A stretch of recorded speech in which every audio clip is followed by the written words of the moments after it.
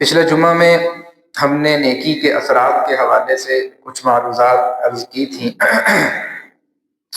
کہ اللہ تعالیٰ نے ہر نیکی کا اجر آخرت میں رکھا ہے، اور اس نیکی کے اثرات اللہ دنیا کے اندر ظاہر فرماتا ہے۔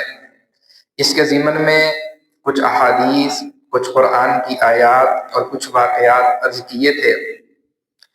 آج اسی سے متعلق دوسرا عنوان، جس طرح نیکی کے اثرات اللہ دنیا کے اندر ظاہر فرماتا ہے، ایسے ہی گناہوں کے اثرات بھی اللہ دنیا میں ظاہر فرماتا ہے۔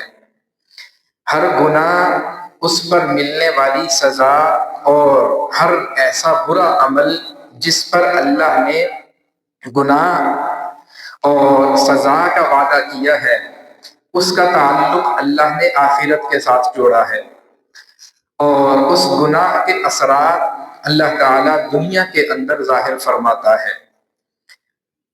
نماز، اللہ نے حکم دیا ہے کہ نماز قائم کرو۔ اب ایک شخص نماز پڑھتا ہے تو نماز پڑھنے کا ثواب آخرت میں ملے گا، نماز پڑھنے کا اثر اور اس کی جو برکت ہے وہ اللہ دنیا کے اندر عطا فرماتا ہے۔ اسی طرح ایک شخص نماز چھوڑتا ہے تو نماز چھوڑنے پر جو اللہ کی طرف سے اس نماز چھوڑنے کا گناہ، اس نماز چھوڑنے پر جو اللہ نے سزا کا وعدہ کیا ہے، اس کا تعلق آخرت کے ساتھ ہے۔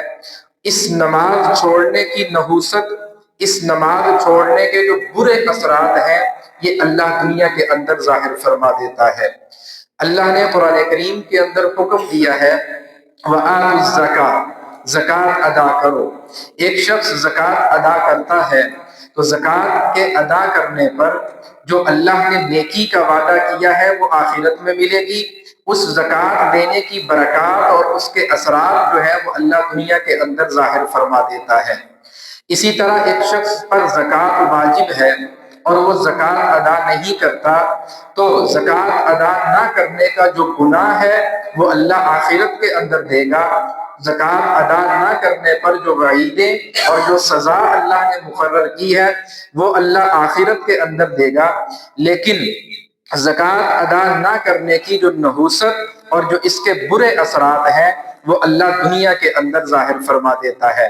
جس طرح نیک اعمال کے اثرات اللہ دنیا میں ظاہر فرماتا ہے، تو اسی طرح برے اعمال کے جو اثرات ہیں وہ بھی اللہ دنیا کے اندر ظاہر فرما دیتا ہے۔ اللہ تعالیٰ نے قرآن کریم کے اندر ارشاد فرمایا یا ایھا الذین آمنوا لا تبطلوا صدقاتکم بالمن والاذی کالذی ينفق مالہ رئاء الناس، فرمایا اے ایمان والو لا تبطلوا صدقاتکم بالمن والاذی، احسان جتلا کر اپنے صدقات کو ضائع نہ کرو، اپنے صدقات کو باطل نہ کرو۔ کیا مطلب ہے؟ صدقہ کرنا بظاہر نیکی ہے، لیکن ایک شخص کسی دوسرے شخص پر جو ہے وہ کچھ خرچ کرتا ہے، کچھ مال اس کو دیتا ہے، کچھ اس کے ساتھ معاونت مالی کرتا ہے، تو اب اس کے کرنے کے بعد ایک وقت ایسا آتا ہے کہ اس وقت کے اندر دونوں کے اندر جھگڑا ہوا، دونوں کے اندر اختلاف ہوا۔ اب جب اختلاف ہوا تو اس نے اپنی نیکی کا اظہار اس کے سامنے کر دیا۔ کس انداز میں؟ اس کو کہتا ہے کہ تو میرے ٹکڑوں پر پلتا رہا ہے، تیری تو معاونت میں کرتا رہا ہوں، فلاں موقع پر میں نے تجھے یہ دیا، فلاں موقع پر میں نے تیری معاونت اس انداز کے اندر کی۔ اب یہ جو احسان جتلانا ہے یہ برا عمل ہے۔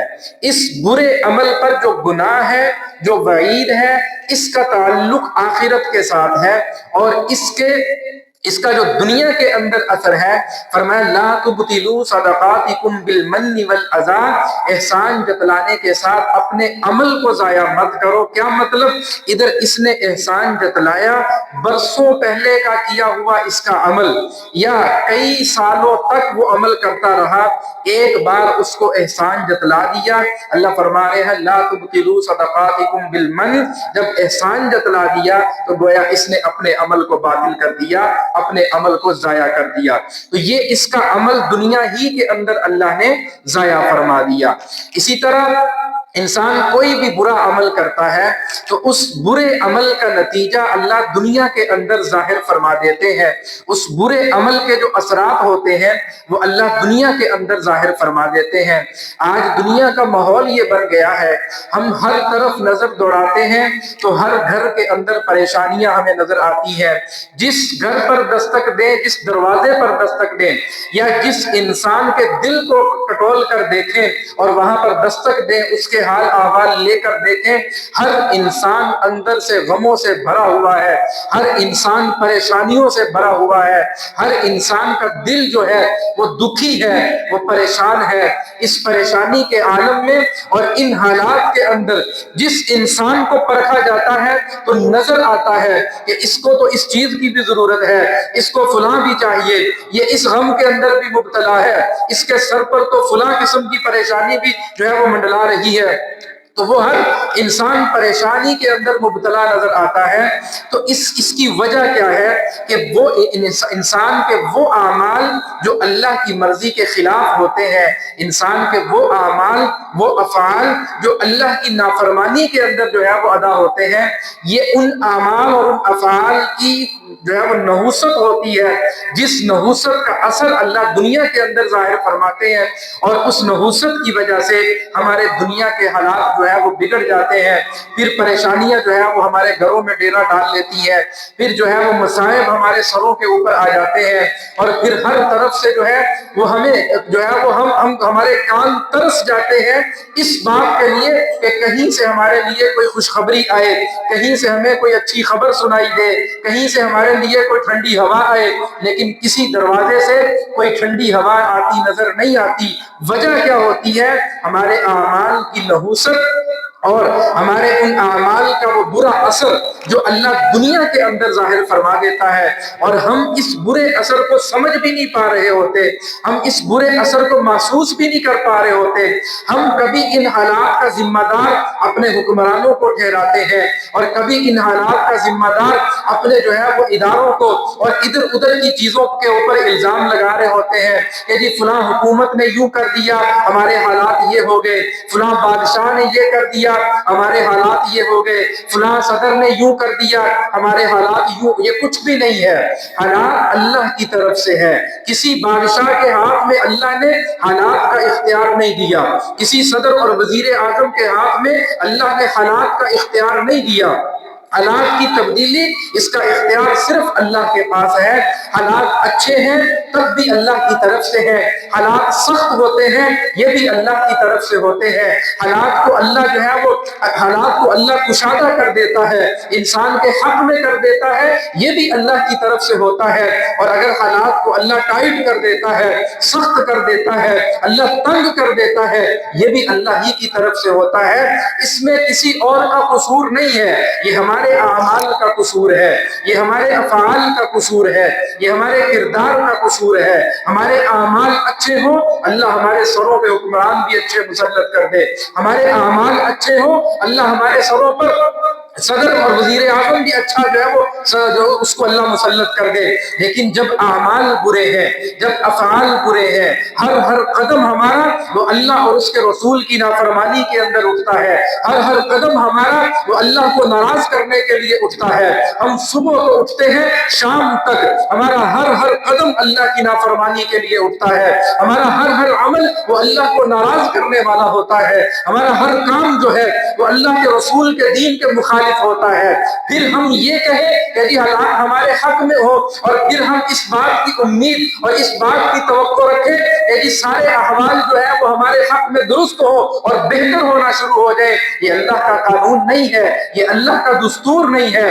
اللہ کا دستور ہی یہ ہے کہ جب کوئی قوم اپنے حالات کو بدلنا چاہتی ہے تب اللہ اس کے حالات کو بدلتا ہے۔ جب تک کوئی قوم اپنے آپ کو درست نہیں کرتی، اپنے معاشرے کے اندر سدھار نہیں لے کر آتی اور اپنے معاشرے کو بہتر نہیں کرتی ہے، اور میں اس وقت تک اللہ بھی اس قوم کے حالات کو نہیں بدلتا ہے۔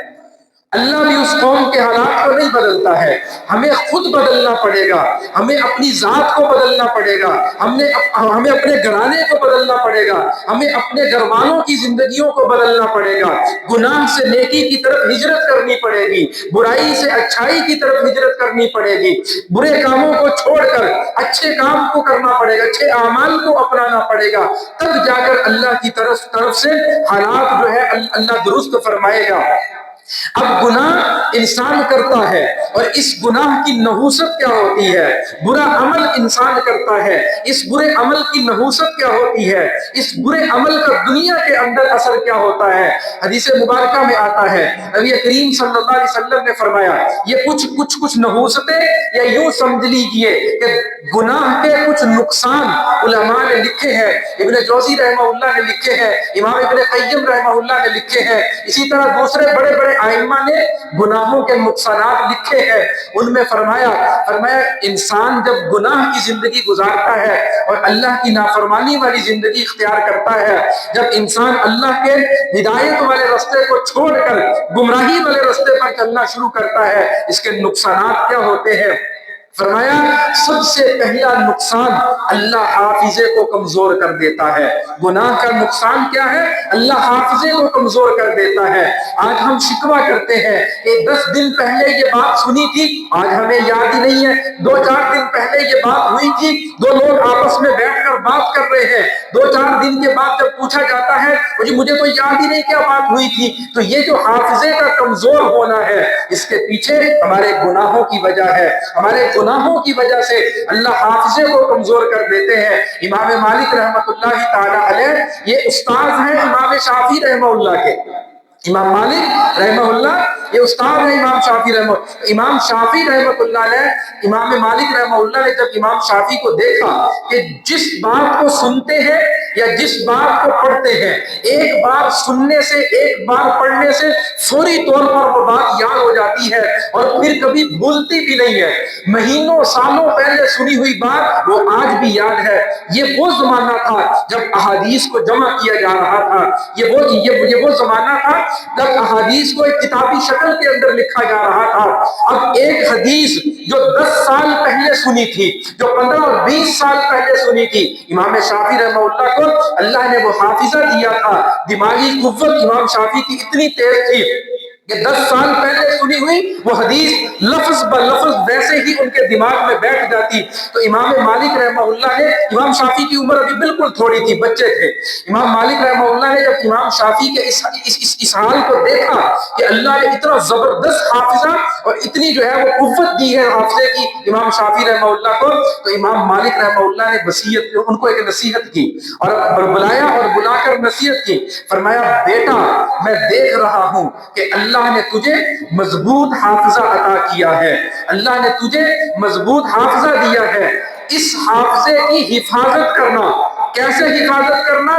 گناہوں سے بچ کر حفاظت کرنا، گناہوں سے بچ کر حفاظت کرنا۔ کیا سمجھ میں آتا ہے کہ جب انسان گناہوں کے پیچھے چلتا ہے، جب انسان گناہ والی زندگی اختیار کرتا ہے، جب انسان اللہ کی نافرمانی والی زندگی اختیار کرتا ہے، تو اس نافرمانی والی زندگی کا پہلا اثر دنیا کے اندر کیا ہوتا ہے؟ پہلا نقصان دنیا کے اندر کیا ہوتا ہے؟ اللہ اس کے حافظے کو کمزور کر دیتا ہے۔ کل بات سنی تھی آج یاد ہی نہیں رہا، کل بات ہوئی تھی آج ذہن سے نکل گئی۔ تو یہ جو حافظے کا کمزور ہو جانا ہے، اس کے پیچھے گناہوں والی زندگی ہے۔ اللہ گناہوں والی زندگی اس کی نحوست کی وجہ سے اللہ حافظوں کو کمزور کر دیتا ہے۔ اور دوسرا نقصان جو اللہ کی طرف سے گناہ کرنے کی وجہ سے ہوتا ہے دنیا کے اندر، میں نے شروع میں عرض کیا گناہ کا جو وبال اور جو عذاب ہے، جو سزا ہے، وہ آخرت میں ملے گی، لیکن گناہ کا اثر وہ اللہ دنیا کے اندر بھی ظاہر فرماتا ہے۔ ایک اور اثر اور ایک اور نقصان گناہ کا وہ اللہ نے جو ہے علماء نے جو ہے اپنی کتابوں کے اندر لکھا ہے، فرمایا جب انسان نافرمانی والی زندگی اختیار کرتا ہے اور گناہگار بن جاتا ہے، فرمایا اللہ اس کی عمر کی برکت ختم کر دیتے ہیں، اللہ اس کی عمر کی برکت ختم کر دیتے ہیں۔ 40 سال گزر گئے، 50 سال گزر گئے، 60 سال گزر گئے، جب اپنی زندگی کو دیکھتے ہیں زندگی میں کیا کچھ بھی نہیں ہے، زندگی میں جو ہے وہ کمایا کچھ بھی نہیں ہے، زندگی میں بنایا کچھ بھی نہیں ہے، تو یہ جو بے برکتی ہے زندگی کی، کمانے بنانے سے مراد یہ نہیں ہے کہ آپ مال و دولت مراد لے لیں، اس سے مراد اعمال اور نیکی ہے۔ جب 40-50 سال کے بعد بھی اپنی زندگی کا ہم جو ہے وہ اس کو اٹھا کر دیکھتے ہیں تو نہ ہمیں اپنی زندگی میں نماز نظر آتی ہے، نہ روزہ نظر آتا ہے، نہ حج بیت اللہ نظر آتا ہے، نہ صدقہ خیرات نظر آتا ہے، نہ اللہ کی اطاعت نظر آتی ہے، نہ رسول اللہ کا اتباع نظر آتا ہے، کچھ بھی ہماری زندگی کے اندر نہیں ہے، خالی کی خالی زندگی ہے، جولی خالی اٹھا کر پھر رہے ہیں۔ مطلب کیا ہے؟ 50-60 سال گزار لیے ابھی بھی خالی کے خالی، اس کا مطلب ہے ساری زندگی بے برکتی کے اندر گزر گئی۔ اللہ اس زندگی سے برکت کو اٹھا لیتا ہے۔ پھر ایک اور نقصان علماء نے لکھا ہے، فرمایا جب انسان گناہوں کی طرف چلنا شروع کرتا ہے اللہ تعالیٰ اس کے رزق کی برکت کو ختم کر دیتا ہے، اللہ اس کے رزق سے برکت اٹھا لیتا ہے۔ اور رزق کی برکت کا اٹھایا جانا یہ کیا ہے؟ ہم یہ سمجھتے ہیں کہ رزق جس کے پاس کم ہے اس کے پاس برکت ختم ہو گئی، نہیں۔ اللہ تعالیٰ جب کسی کے رزق سے برکت کو چھینتا ہے پھر ہوتا کیا ہے؟ رزق کی وافر مقدار اس کے پاس موجود ہے، مال و دولت کے ڈھیر لگے ہوئے ہیں، بینک بیلنس بھی اس کے پاس موجود ہے، لیکن استعمال نہیں کر سکتا، استعمال نہیں کر سکتا۔ دسترخوان لگا ہوا ہے، بھرا ہوا ہے اللہ کی نعمتوں سے، لیکن کھا نہیں سکتا۔ کیا؟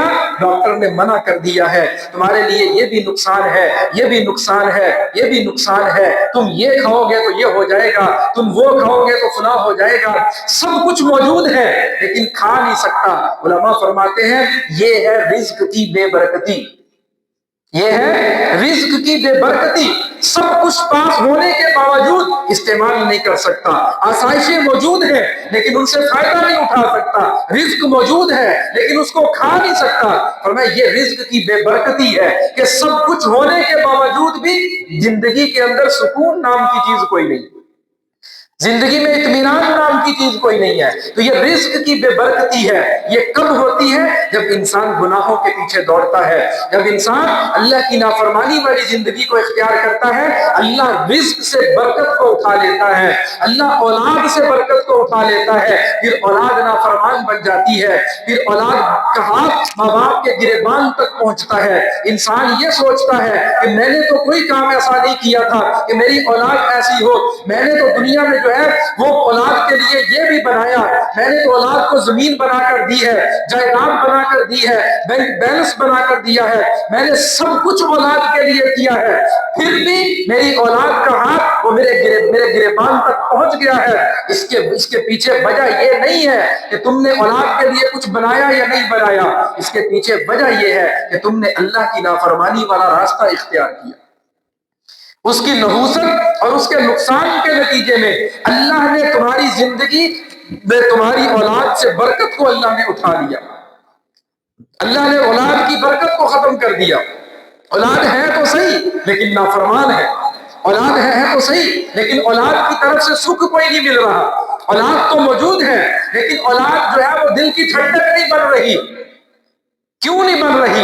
زندگی گناہوں والی ہے۔ جب زندگی گناہوں والی ہوگی پھر اللہ جس طرح رزق سے برکت اٹھاتا ہے، جس طرح عمر سے برکت اٹھاتا ہے، اسی طرح اللہ اولاد سے بھی برکت کو ختم کر دیتا ہے، پھر اسی لیے اولاد نافرمان بنتی ہے۔ تو یہ گناہوں کی نحوست ہے، یہ گناہوں کا وبال ہے، یہ دنیا کے اندر گناہوں کا اثر ہے، جس کے نتیجے میں اللہ نے زندگی کا سکون ختم کر دیا اور زندگی کا اطمینان ختم کر دیا۔ ہر انسان آج پریشان نظر آتا ہے، ہر انسان غمزدہ نظر آتا ہے، ہر انسان جو ہے وہ دکھوں سے بھرا ہوا نظر آتا ہے، کوئی دکھوں سے بھرا ہوا ہے، کوئی بیماریوں سے بھرا ہوا ہے، کوئی فلاں چیز سے بھرا ہوا ہے، کوئی کسی سے بھرا ہوا ہے۔ ایک صاحب ایک بندے کے پاس گئے اور کہتے یار تو مینوں بڑا خوشحال لگدا، تو تے مینوں بڑا خوشحال لگدا وا، لہذا میری اے ضرور نے کہ بھائی میری ظاہری صورت تے نہ جانی، میری ظاہری صورت بھی ان کو بڑا پیسہ ہوا، ان کو بڑی دولت آ، ان کو بڑا مال وا، جب باروں باروں میں بھی خوشحال لگدا وا، لیکن جنہ میں بڈھی کو تانوا تو سوچ بھی نہیں سکتا۔ میں سمجھا رہی کہ نہیں ہے؟ جنہ میں بڈھی کو تانوا تو سوچ بھی نہیں سکتے۔ مطلب کہ ہر انسان کسی نہ کسی صورت میں پریشان ہے، ہر انسان کسی نہ کسی صورت میں پریشان ہے۔ اسباب موجود ہیں، اسباب کے ہوتے ہوئے انسان پریشان ہے۔ کوئی اولاد سے پریشان ہے، کوئی بیوی سے پریشان ہے، کوئی نوکروں سے پریشان ہے، کوئی ملازموں سے پریشان ہے، کوئی محلے والوں سے پریشان ہے، کوئی پڑوس والوں سے پریشان ہے۔ ہر انسان کی زندگی پریشانیوں سے بھری ہوئی ہے، اور جب اس کی وجہ تلاش کرنے کے لیے نکلے تو ایک ہی وجہ ہے، وہ یہ ہے کہ ہم نے راستہ اللہ کی نافرمانی والا اختیار کیا، ہم نے راستہ اللہ کی نافرمانی والا اختیار کیا ہے۔ ہم آج اپنے راستے کا رخ تبدیل کر لیں، آج اپنے راستے کا رخ تبدیل کر لیں، نافرمانی کو چھوڑ کر اللہ کی فرما برداری میں آ جائیں، اللہ کی ناراضگی والے اعمال کو چھوڑ کر اللہ کو راضی کرنے والے اعمال میں آ جائیں، اللہ کے رسول کی اتباع کی طرف ہم جو ہے وہ ہجرت کر لیں۔ جب ہم نیکی سے، جب ہم گناہوں سے نیکی کی طرف ہجرت کریں گے، انشاءاللہ اللہ ہمارے احوال کو بھی درست کرے گا، اللہ ہماری زندگیوں میں سکون بھی عطا کر دے گا۔ اور صحابہ کرام کی اطمینان والی زندگی کی وجہ یہ تھی، صحابہ کرام کے اطمینان والی زندگی کی وجہ یہ تھی، صحابہ کرام میں اکثریت ایسی تھی جو غریب غربا تھے۔ صحابہ میں اکثریت، عمراء تو چند صحابہ کا نام آتا ہے نا، حضرت عثمان، حضرت ابو بکر، حضرت عبد الرحمن بن عوف، ٹھیک ہے، یہ چند صحابہ ہیں جو بڑے بڑے امیر اور بڑے بڑے مالدار تھے، جو تاجر تھے، لیکن اکثر صحابہ کی زندگیاں وہ غربت والی زندگیاں تھیں، سادہ لوگ تھے، کوئی مالداری نہیں، کوئی عیش و عشرت نہیں، کوئی دنیا کی نعمتیں، دنیا کی آسائشیں نہیں، لیکن ایک چیز ان کی زندگی کے اندر موجود تھی، وہ اللہ کے رسول کا اتباع تھا، اللہ کے دین کی پیروی تھی اور درست راستے کا انتخاب تھا۔ یہی وجہ تھی کہ کچھ نہ ہونے کے باوجود بھی ان کی زندگیاں اطمینان اور سکون والی زندگی تھی۔ آج ہم نے راستے کا غلط انتخاب کر لیا، سب کچھ ہونے کے باوجود بھی ہم جو ہے وہ بے سکونی کی زندگی گزار رہے ہیں، سب کچھ ہے ہمارے پاس، پھر بے سکونی کی زندگی گزارے۔ حضرت بلال حبشی رضی اللہ تعالیٰ عنہ کے پاس کیا تھا؟ نہ دولت ہے، نہ مال ہے، نہ شہرت ہے، نہ کوئی عیش و عشرت والی زندگی ہے، نہ جو ہے وہ کوئی دنیا کی عیاشیاں، کچھ بھی نہیں ہے حضرت بلال کے پاس۔ ایک چیز ہے، اللہ اور اس کے رسول کی محبت دل کے اندر ہے۔ اللہ نے کہا بلال، دنیا کے اندر تجھے ایسا سکون عطا کروں گا کہ کافر دیکھ کر پریشان ہو جائیں گے۔ بلال اس حال میں بھی اتنا خوش ہوتا ہے، تپتی ہوئی ریت کے اوپر لٹایا ہوا ہے بلال کو، گرم ریت کے اوپر۔ حضرت بلال فرماتے ہیں کہ مجھے گرم ریت کے اوپر لٹا کے میری چھاتی کے اوپر بھاری قسم کا پتھر رکھ دیتا تھا میرا مالک، تاکہ ہل نہ سکے، حرکت نہ جسم کر سکے۔ نیچے گرم ریت ہے، اوپر پتھر رکھا ہوا ہے، اور جسم زخمی ہے، خون بہ رہا ہے جو ہے وہ جسم سے۔ اس کے باوجود لبوں پہ مسکراہٹ ہوتی تھی اور زبان پر اللہ کا ذکر ہوتا تھا۔ لبوں پہ مسکراہٹ ہے اور زبان پر اللہ کا ذکر ہے، وجہ کیا ہے؟ وہ محبت جو دل کے اندر موجود تھی، اس محبت نے دنیا کے سارے غم ختم کر دیے، دنیا کی ساری پریشانیاں بھلا دی اس محبت نے۔ جو دل کے اندر ہوتا ہے وہ انسان کی زندگی پر ظاہر ہوتا ہے۔ دل سکون میں ہوگا تو زندگی سکون میں نظر آئے گی، اور اگر دل کے اندر سکون نہیں ہے تو زندگی میں سکون نظر نہیں آئے گا۔ اور دل کا سکون اللہ نے اپنے دین کے ساتھ جوڑا ہے، اپنی اتباع کے ساتھ جوڑا ہے۔ اگر اتباع ہوگی اللہ دلوں کا سکون بھی عطا فرمائے گا، اور اگر اتباع نہیں ہوگی اللہ دلوں کا سکون چھین لے گا، پھر کچھ بھی ہاتھ میں باقی نہیں بچے۔ آج ہمارے پاس سب کچھ موجود ہے، اگر نہیں ہے تو زندگی میں سکون نہیں ہے۔ اگر سکون چاہیے تو اعمال والی زندگی کو اختیار کیجئے۔ اللہ ہم سب کو عمل کی توفیق عطا فرمائے، سنت ادا کرے۔